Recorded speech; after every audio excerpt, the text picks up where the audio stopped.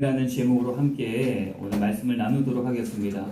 우리 다 같이 신앙 고백하겠습니다. 주는 그리스도시요 살아계신 하나님의 아들이십니다. 아멘.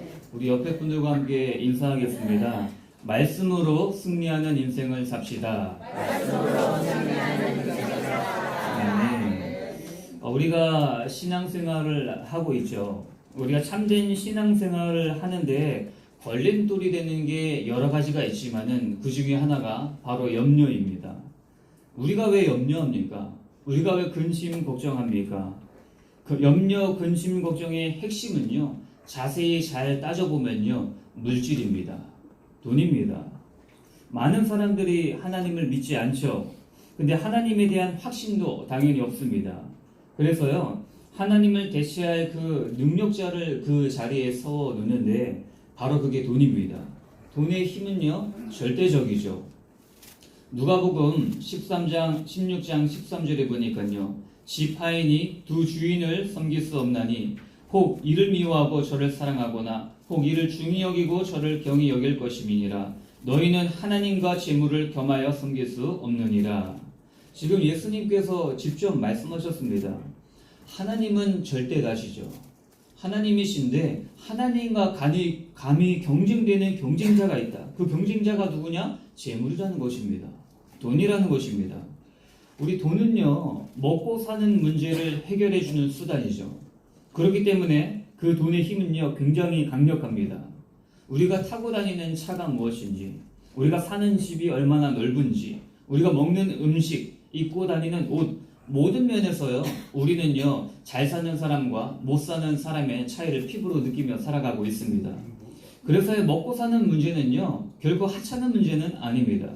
근데 예수님께서 말씀하셨습니다. 무엇을 먹을까? 무엇을 마실까? 무엇을 입을까? 염려하지 말아라. 왜 그러실까요? 우리는요, 고아가 아닙니다. 우리는요, 하나님을 아버지로 섬기는 하나님의 자녀이기 때문입니다. 하나님을 안 믿는 사람들은요, 영적으로 고아이기 때문에 자기 문제 자기가 책임져야 됩니다.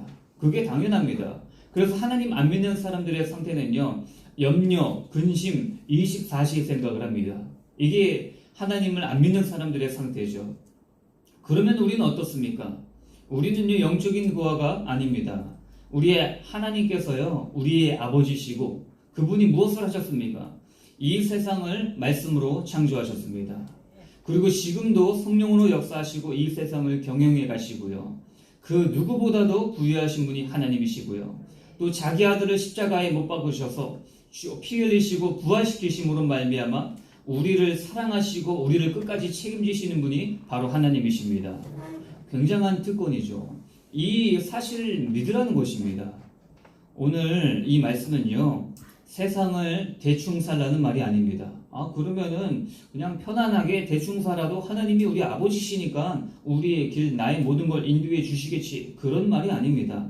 최선을 다해서 일해야죠. 최선을 다해서 우리가 살아야죠. 근데요, 먹고 사는 문제로 염려하지 말고 또 미래를 위해서 무리수를 두지 말라. 그런 말씀이 담겨져 있는 것입니다.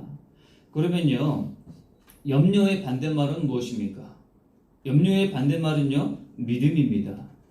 하나님께서는 믿음이 어디서부터 나온다 성경에 말씀하시죠?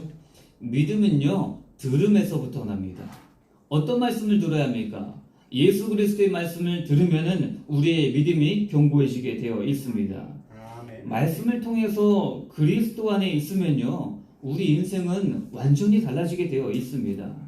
오늘 말씀 제목이 말씀으로 승리하는 인생입니다. 하나님께서는요, 말씀으로 이 세상을 창조하셨습니다. 하나님의 말씀은요, 우리의 영혼을 살리십니다. 우리의 생각을 살리십니다. 우리의 영혼도 살리십니다. 반면에 마귀는요, 악한 거짓말로 사람을 나락에 빠뜨렸습니다. 완전히 저주의 길로 빠뜨렸습니다. 그러면요, 하나님을 믿으면서 우리 자신을 점검해 보셔야 됩니다. 나는 염려, 근심, 걱정 이런 말을 많이 선포하고 있는가? 아니면 하나님의 언어, 생명 살리는 이 말씀을 내 자신과 많은 사람들에게 선포하고 있는가? 그게 지금 우리의 영적 상태를 나타내고 있습니다. 오늘 본문의 주인공은 여호수아입니다. 오늘 여호수아를 통해서요, 하나님께서는 완전히 달라진 이스라엘 백성들을 보여주시는데요. 여호수아는 가나안 땅 오기 전에 광야에서 40년이라는 세월을 보낸 사람입니다. 근데 완전히 가나안 땅 들어오니까 상황이 달라졌어요. 가나안 땅이 어떤 곳입니까? 우리의 구원자 예수 그리스도께서 태어나실 땅이 바로 가나안 땅입니다. 그래서 약속의 땅이라고 말씀하셨거든요. 이 약속의 땅에 들어오니까 이스라엘 백성들이 어떻게 됐습니까? 노예 출신이었지만 하나님의 군대로 재창조되어 있습니다. 광야에서는요, 미래가 불안합니다. 목적은요, 딱 하나예요. 생존. 사는 것밖에 없습니다. 근데 가나안 땅에 들어오니까 어떻게 됩니까? 약속의 땅에 들어오니까 적을 물리치는 하나님께서 영광을 주십니다. 광야에서는요, 항상 방어전입니다. 외부의 세력이 계속 전쟁을 걸어와요. 그래서 가까스로 방어해내는 그런 삶을 살았지만 가나안 땅에 들어와서는요, 한 번도 방어전을 치른 적이 없습니다. 100% 공격전이었습니다. 왜? 하나님이 하나님의 군대로 재창조시켜 주셨기 때문입니다. 광야에서는 어땠습니까? 광야에서는요, 자기 자신과 자기 자식들, 처자들을 말로 저주했습니다. 우리는 사로잡힐 것이다. 우리는 그들의 밥이다. 근데 가나안 땅에 들어와서는 어떻게 됐습니까? 저들은 우리의 밥이다. 하나님이 우리를 지켜주실 것이다. 승리를 선포하는 하나님의 백성이 되었습니다.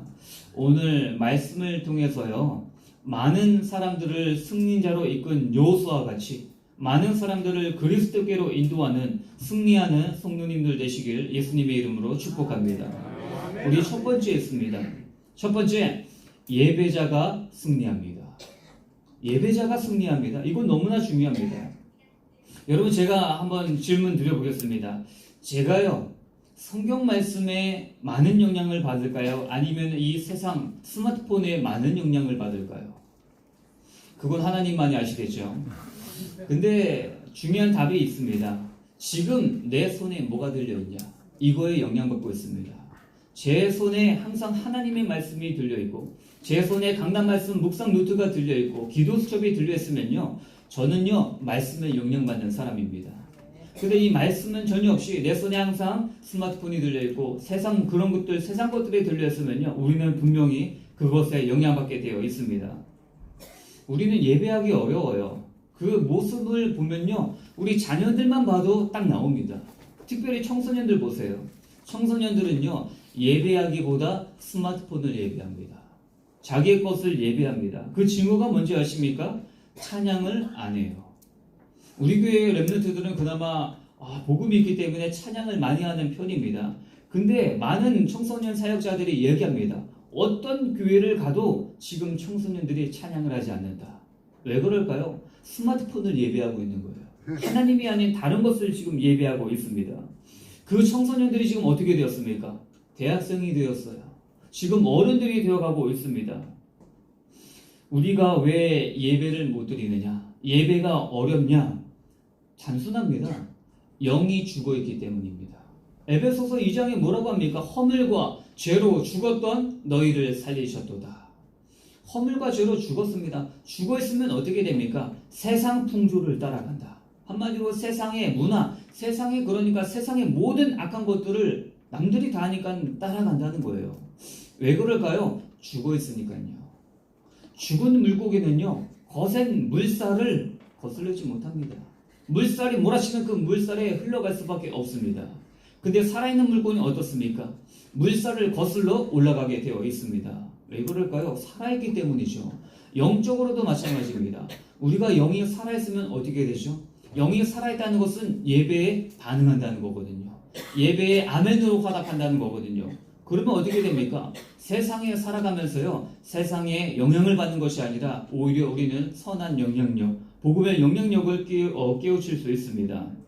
그래서요, 오늘 말씀을 통해서 나의 영을 깨우시기 바라겠습니다. 여호수아가 어떤 사람입니까? 여호수아는요, 인생의 우선순위가 확실한 사람이었습니다. 가나안 땅에는요, 최고의 전사들이 살고 있어요. 왜냐? 가나안 땅은 젖과 꿀이 흐르는 땅, 가장 비옥한 땅입니다. 그럼 그 땅을 누가 차지합니까? 가장 힘이 센 사람들이 차지했겠죠. 근데 그 가나안 땅을요, 7년 반 동안 정복 전쟁을 했습니다. 그때 딱 한 번밖에 지지 않았습니다. 노예 출신인 이스라엘 백성들이 최고의 전사들을 상대해서 7년 반 동안 승리하는 전쟁을 이뤄갔습니다. 그 비결이 무엇일까요? 성경은 분명히 이야기합니다. 예배자가 승리한다. 그들이 다른 걸 연습한 거 아닙니다. 군사적으로도 연습했겠죠. 근데 그들의 우선순위는요, 하나님을 예배하는 것이었습니다. 여호수아는요, 40세 때까지 종살이 하던 사람입니다. 노예 생활하던 사람입니다. 그 말은 무슨 말이냐? 모세와는 완전히 다른 사람이에요. 모세는요, 태어날 때부터 지금 왕족으로 자랐죠. 애굽의 최고의 교육을 받고 엘리트로 자라났습니다. 반면에 여호수아는 어떻습니까? 못 배운 사람이에요. 흙수저 중에 흙수저입니다. 교육도 짧습니다. 근데 하나님께서 이 모세의 후계자로 여호수아를 왜 세우십니까? 그 비결 딱 하나예요. 예배자기 때문에. 하나님을 예배하기 때문이죠. 출애굽기 33장 11절 보겠습니다. 사람이 자기의 친구와 이야기함과 같이 여호와께서는 모세와 대면하여 말씀하시며 모세는 진으로 돌아오나 눈의 아들 젊은 수종자 여호수아는 회막을 떠나지 아니하니라. 이게 무슨 말이냐면요, 지금 모세가 예배하러 회막에 들어갔습니다. 지금 여호수아는요, 모세의 오른팔이에요. 후계자죠. 그렇게 지금 모세를 보조하는 사람이죠. 같이 가서 회막에서 예배 드리는데 모세는 예배를 드리고 자기 집으로 돌아갔습니다. 근데 이 예배하는 열정이 너무나 넘치기 때문에 계속해서 예배하는 여호수아가 지금 이 말씀을 통해 나타나고 있습니다. 여호수아서 3장 5절 보겠습니다. 여호수아가 또 백성에게 이르되 너희는 자신을 성결하게 하라. 오늘 여호와께서 내일 너희 가운데 기이한 일들을 행하시리라. 이 말씀이 무슨 말이냐면요, 오늘 하나님을 예배하라. 내일 요단강이 갈라지는 기적을 하나님께서 베푸실 것이다. 이 비밀이 있는 사람이 여호수아였습니다. 그리고 또 여호수아는 어떤 사람입니까? 늘 기도하는 사람이었습니다. 지금 요단강 건넜습니다. 하나님이 기적을 베풀어 주셨죠. 그리고 나서 가장 처음으로 정복해야 될 성이 여리고성입니다. 난공불락의 견고한 성입니다. 그때 너무나 두려운 나머지 여호수아도 기도했겠죠. 홀로 여리고성을 정탐하면서 하나님 앞에 기도했습니다. 그때 한 사람이 여호수아 앞에 나타난 거예요. 그 여호수아 앞에 칼을 빼들고 나타났습니다. 그래서 여호수아의 생각에 두 가지밖에 없었습니다. 너는 적군이냐 아군이냐. 그때 이 사람이 이렇게 얘기하거든요. 나는 여호와의 군대 대장이다. 여호수아의 예틀은 무엇이냐면요, 적군 아니면 아군밖에 생각할 수 없었습니다. 근데 기도한 여호수아에게 하나님이 말씀하십니다. 네가 모르는 제3의 군대가 있다.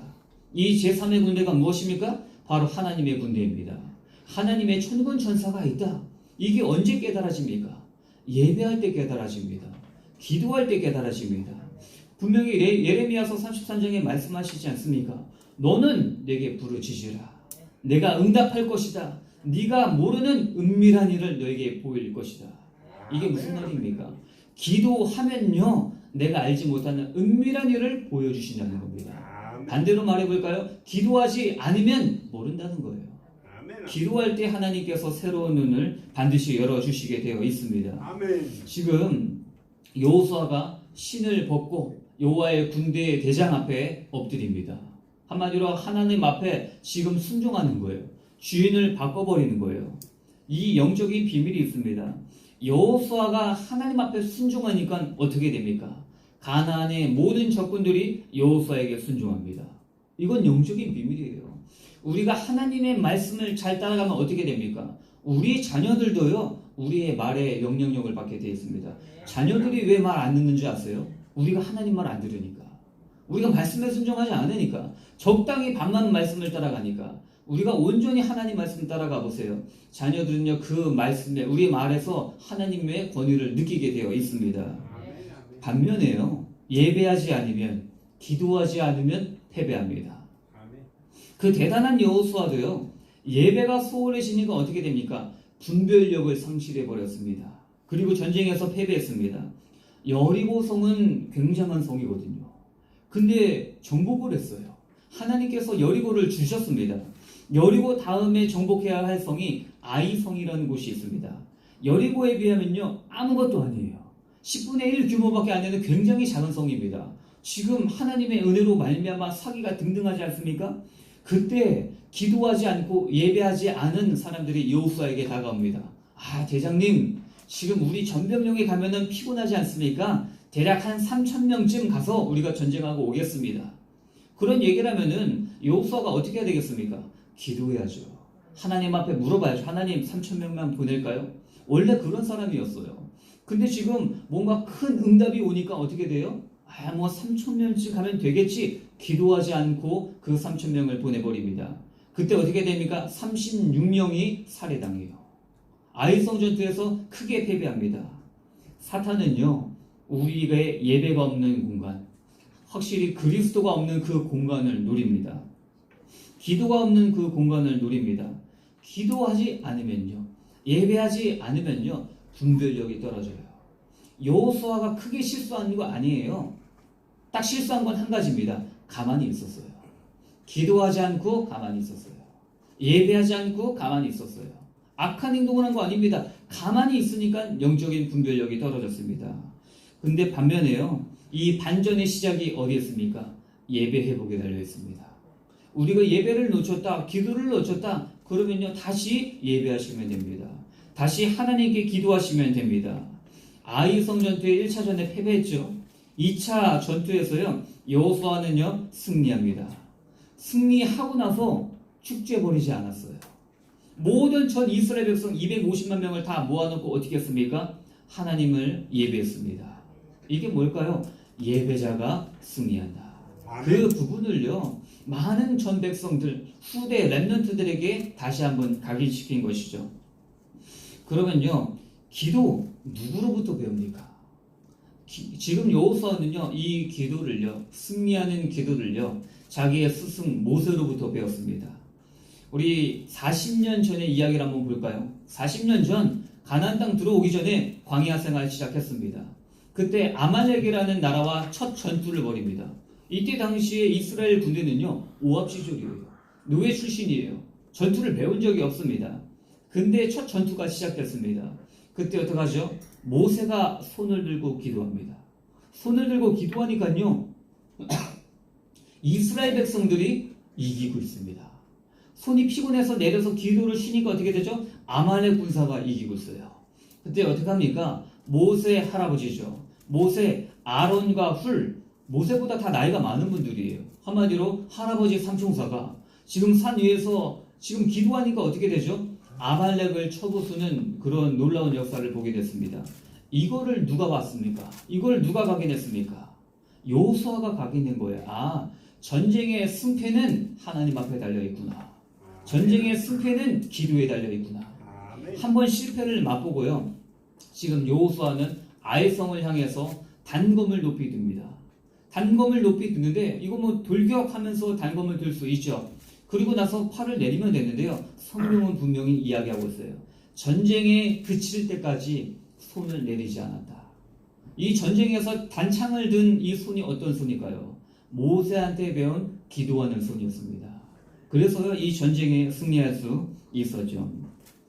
그래서요 아무리 우리가 기도해야 되고 우리가 예배해야 되지만 또 중요한 게 있습니다. 말씀이 우리 안에 실현되도록 믿음의 발걸음을 떼야 됩니다. 아, 예배 출석 잘 하고요, 기도에 출석 잘 하고요, 그래도 내 삶의 변화가 없을 수 있습니다. 중요한 건 무엇이냐? 내가 은혜 받았으면, 내가 기도했으면 믿음의 발걸음을 뗄 때요 하나님께서는 역사하셨습니다. 보니까 아무리 예배해도 이런 말이 있죠. 순종이 제사보다 낫다. 제사는 예배죠. 아무리 예배도 순종하지 않으면 소용이 없다는 겁니다. 지금 우리가 여호수아서 전체적인 내용을 지금 다루고 있습니다. 지금 장마철의 첫 기적, 요단강을 건너라고 하세요. 아니 그냥 일반적으로 강을 건너라 그러면 괜찮아요. 근데 좀 있으면 그 장마가 오지 않습니까? 장마철에 우기 때 강을 건너라. 이거는 장난이 아닙니다. 그 거센 물살이 장난이 아니죠. 그때 하나님께서 요단강을 갈라주셨어요. 근데 어떻게 갈라졌죠? 언약궤를 맨 제사장들이 믿음의 발걸음을 요단강에 담궜습니다. 그냥 언약궤만 메고 하나님 갈라주세요 이렇게 아니라 제사장의 발이 그 요단강에 잠겼어요. 그때 하나님께서 그 요단강을 갈라주십니다. 여러분, 이 언약궤가 무엇을 상징합니까? 말씀이신 예수 그리스도를 상징하지 않습니까? 말씀이신 예수 그리스도를 우리가 붙잡고 믿음의 발걸음을 떼면요, 하나님께서는요 기적을 열어주십니다. 난공불락의 성 여리고 정복했죠. 근데 어떻게 이 여리고성을 무너뜨릴 수 있었죠? 언약궤를 맨 제사장이 가장 앞장서서 여리고성을 돌았어요. 마지막 날 7바퀴 돌고 함성을 외치니까 어떻게 되죠? 무너졌습니다. 이걸 보면서 믿음의 발걸음을 떼야 됩니다. 지금 이들의 상황은요, 장마철의 요단강, 난공불락의 성, 견고한 성 여리고, 상황은 다 안 좋습니다. 지금 우리도 상황이 좋을 수도 있고 안 좋을 수도 있습니다. 근데 여러분, 상황에 압도되지 마세요. 하나님이 주시는 승리의 말씀을 붙잡고 절대 순종으로 나아가시길 바라겠습니다. 아멘. 그래서 하나님께서 반드시 강단을 통해서 강단 말씀이 실현되는 그 축복을 누리도록 우리에게 은혜를 베풀어 주실 줄 믿습니다. 아멘. 두 번째입니다. 남길 자가 승리합니다. 첫 번째는요, 예배하는 사람이 승리예요. 예배 주인은 누구십니까? 예수 그리스도의 언약을 붙잡고 예배하는 사람은 승리합니다. 두 번째는요, 그 예수 그리스도를 후대들에게 남기는 자, 나의 친인척들에게 복음을 남기는 자, 그 사람이 반드시 승리하게 되어 있습니다. 중요한 게 있어요. 지금 여호수아서는요, 전쟁서입니다. 우리 군대를 다녀오신 남자분들은 다 아실 텐데요. 전쟁 영화를 봐도 알죠. 전쟁은요, 아주 긴박한 상황입니다. 최우선순위는요, 생존이에요. 적을 무너뜨리는 겁니다. 근데 지금 요단강을 건너고 나서 전쟁이 시작됐습니다. 앞에 여리고성이 있습니다. 그 전쟁 중에 하나님이 가장 중요하게 생각하는 게 있습니다. 물이 갈라졌잖아요, 요단강이. 그때 하나님 말씀하십니다. 12명의 대표자를 뽑아와라. 그리고 12명의 대표자가 가서 요단강 가장 가운데 깊은 데로 가서 12돌을 뽑아와라. 그리고 나서 12돌을 쌓아놔라. 한마디로 기념비를 세워라. 여러분, 기념비가 무엇입니까? 기념비는요, 뭔가를 기억하기 위해서 만들어 놓은 거예요. 뭘 기억합니까? 말씀 따라가면 하나님이 기적을 베풀어 주신다. 이 부분을 기념하라고 기념비를 세우라는 것이에요. 이 기념비 나중에 세워도 되잖아요. 전쟁 다 승리하고 다 기념비에 세워놓고 후대들한테 이거 왜 세웠어? 하나님이 우리 승리하게 해주신 거야. 그래도 되는데 왜 전쟁 중에 가장 긴박한 시간에 이걸 하라고 하실까요? 하나님의 우선순위는요, 전쟁에 승리하는 게 아닙니다. 하나님의 우선순위는요, 후대들에게 언약을 전달하는 것입니다. 그렇기 때문에 이 긴박한 순간 지금 하라고 하시는 거예요. 그러면요, 우리 부모님들 여기 많이 계시죠? 우리 자녀들에게 전달할 게 있습니다. 지식 전달하시면 안 돼요. 야, 예수 믿어. 그럼 우리 구원받아. 예수님이 죽으시고 부활하셨어. 이 지식은요, 우리 렘넌트들이 아주 귀가 닳도록 들었습니다. 부모님이 전달해 줄 부분은요, 살아있는 간증을 전달해 주셔야 돼요. 아멘. 지금 요단강을 건넜어요, 부모님이. 죽을 수밖에 없는 광야를 체험하고 왔습니다. 하나님의 말씀인 그리스도인 말씀을 따라가니까 하나님이 기적을 베풀어 주셨습니다. 그러면은 자녀들이 엄마 저거 뭐예요? 아빠 저거 돌 뭐예요? 그러는데 영적인 이 대화를 안 하겠습니까? 저거 예수 그냥 하나님 말씀 따라가니까 하나님이 갈라주셔서 이런 지식이 아니라 이렇게 얘기하는 거예요. 하나님이 엄마 아빠를 살렸어. 말씀이신 예수 그리스도만 따라가니까 기적을 베풀어 주셨어. 너도 말씀만 따라가. 오직 그리스도만 따라가. 그러면 네 앞길의 요단강도 하나님께서 갈라주실 거야. 아멘. 살아있는 말씀과 적당한 지식은요, 완전히 차이가 납니다. 다 우리 자녀들의 시간표가 있겠지만요, 저는 대학 가면서 교회를 떠나는 참 안타까운 많은 자녀들을 봅니다. 그 자녀들에게 우리에게 확실히 전달해줘야 될 언약이 무엇입니까?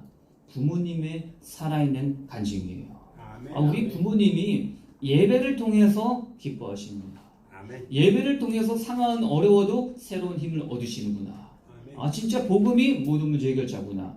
그걸요, 지식이 아니라 진짜 피부로 느끼고 뒷모습으로 느낄 때 우리 자녀는요, 견고한 렘넌트로 자라나게 되어 있습니다.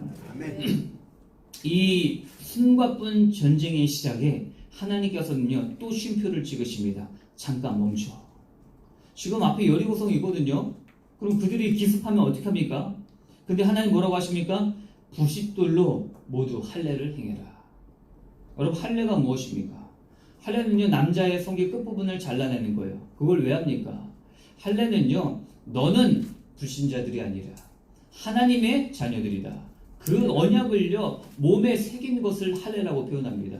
아멘. 할례를 하면요, 남자분들은 다 아시겠죠? 전투력 상실입니다. 하필 왜 지금 그걸 인지합니까? 앞에 여리고 적들이 있는데. 하나님 앞에 우선순위 분명히 말씀드렸죠. 전쟁에 승리하는 게 우선순위가 아니에요. 지금 내 몸의 언약을 각인하는 게 우선순위입니다. 그리고 이 자녀들에게 확실한 언약을 전달해 주는 게 우선순위입니다. 아멘. 그래서 하나님의 중요한 건 무엇이냐? 20대 이상 부모 세대들한테요, 몸의 언약을 각인하게 하셨습니다.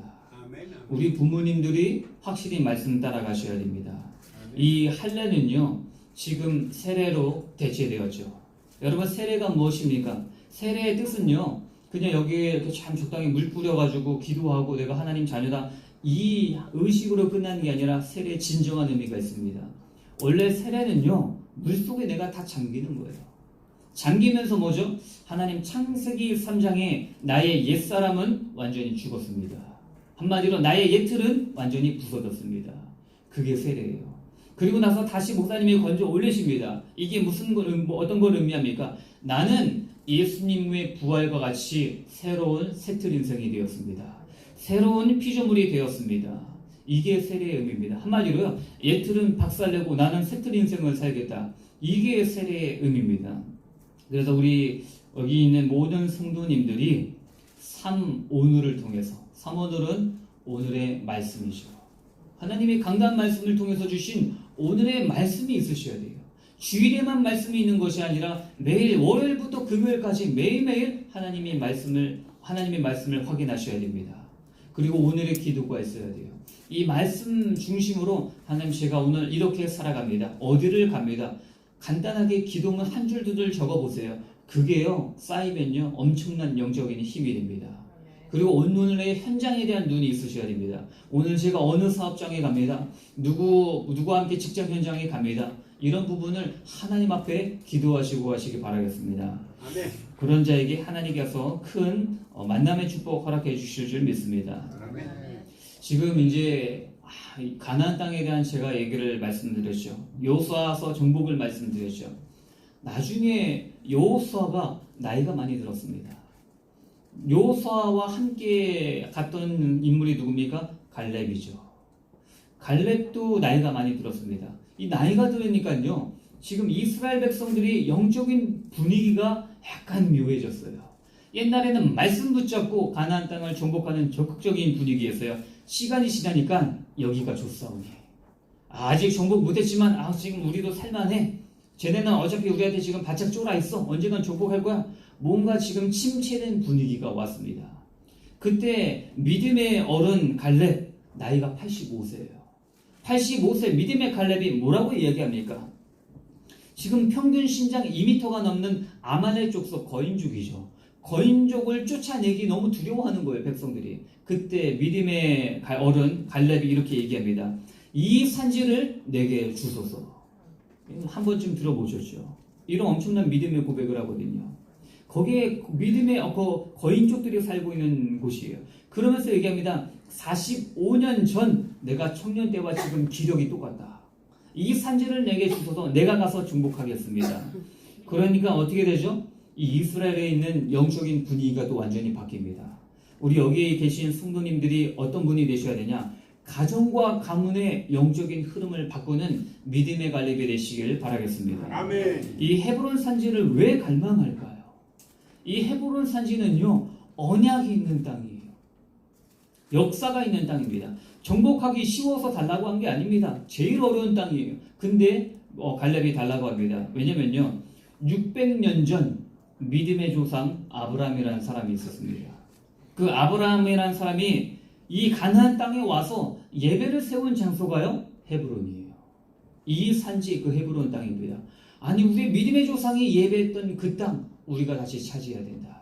그게 갈렙의 마음이었습니다. 그리고요, 성경의 창세기에 보면은 천사들과 하나님이 직접 이 땅에 내려오셔서 아브라함을 만나 주신 적이 있습니다. 그곳이 어디입니까? 헤브론 땅입니다. 또 믿음의 선조들이 묻힌 땅 막벨라 굴이 있거든요. 아브라함이 장사된 곳, 그 다음에 이삭이 장사된 곳, 리브가, 야곱, 레아가 믿음의 선조들이 묻힌 땅이 헤브론 땅입니다. 그래서 지금 갈렙은 알았던 거예요.